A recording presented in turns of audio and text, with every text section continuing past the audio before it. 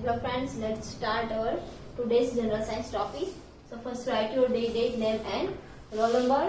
ના જે જેટલા બી સ્પેલિંગ એના અર્થ જે આવે છે એ ખાસ પાક્કા કરીને લર્ન કરવાના જ છે. Okay friends, another function of the root is to hold the plant with soil. એટલે મૂળ જે છે એનું બીજું કાર્ય હોય તો એ કયું છે?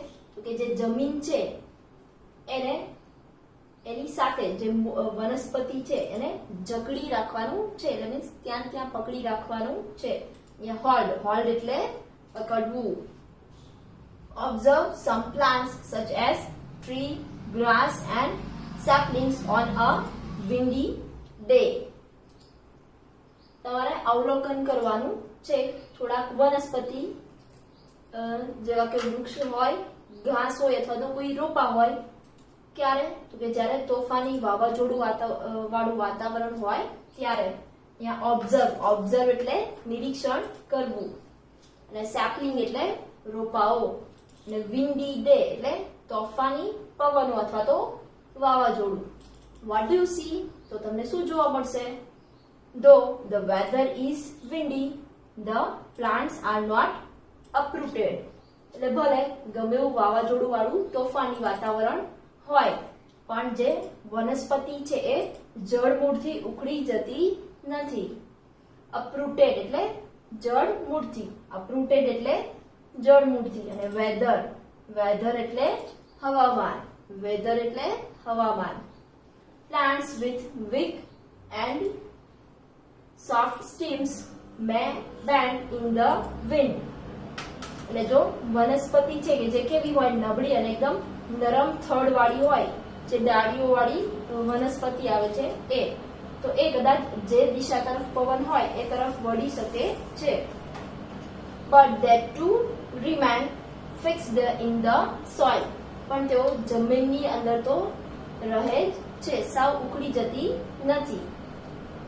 અહીંયા બેન્ડ એટલે વળવું,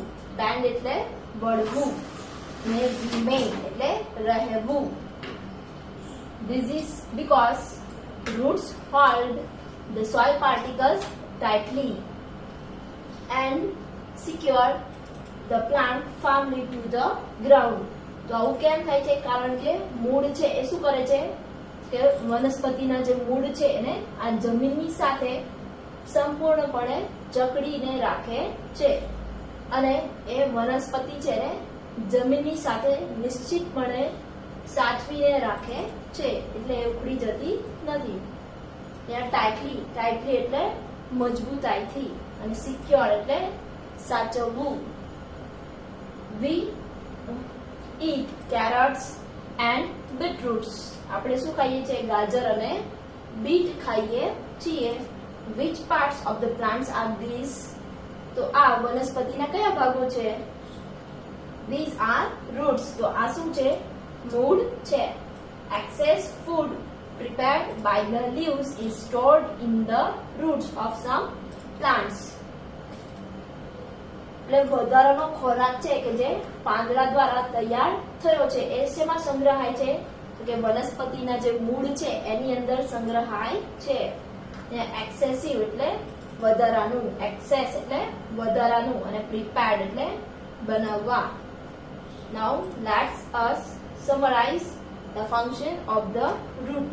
તો ચાલો હવે આપણે સંક્ષેપમાં અથવા તો સારાંશમાં જોઈએ કે મૂળના કયા કયા કાર્યો છે.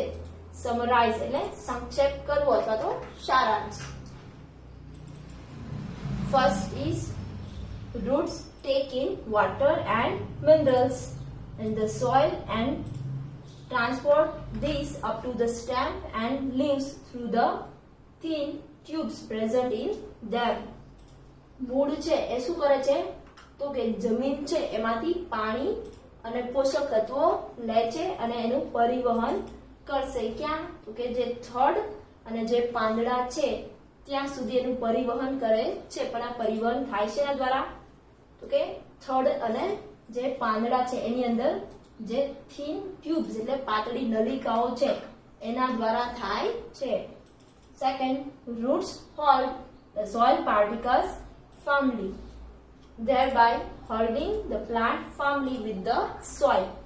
જે મૂળ છે એ શું કરે છે કે માટીના જે કણો છે એને જકડી રાખે છે, તેથી જમીનની અંદર એ જે પ્લાન્ટ વનસ્પતિ કે છોડ છે એ પણ મજબૂતાઈથી જકડાયેલો રહે છે.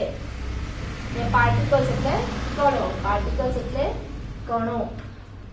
Third, some roots like carrot store excess food prepared by the leaves.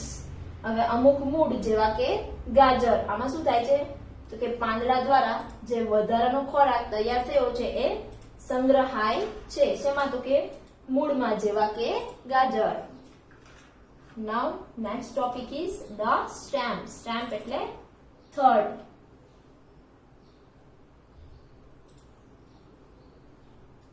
The stem grows above the soil.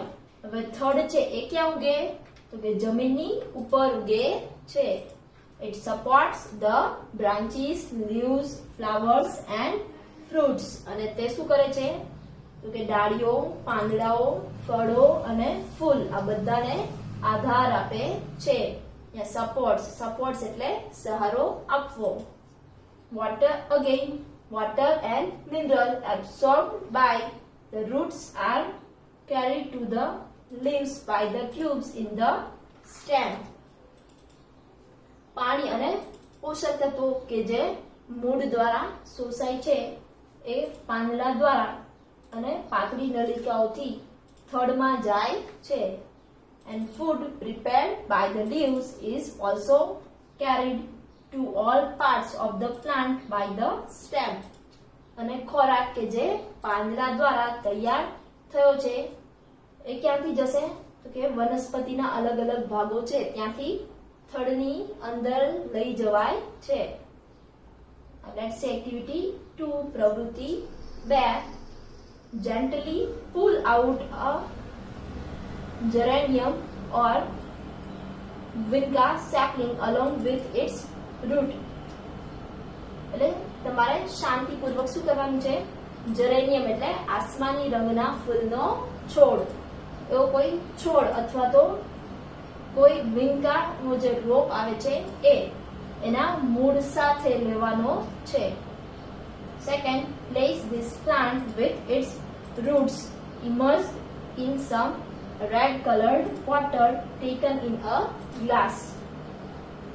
હવે આ છોડ છે એને પાણીથી ભરેલા ગ્લાસમાં, એ ગ્લાસમાં પાણી કેવું લેવાનું છે કે લાલ રંગનું, એની અંદર એના મૂળ છે એ આ પ્રવાહીની અંદર ડૂબી શકે એ રીતે રાખવાનું છે.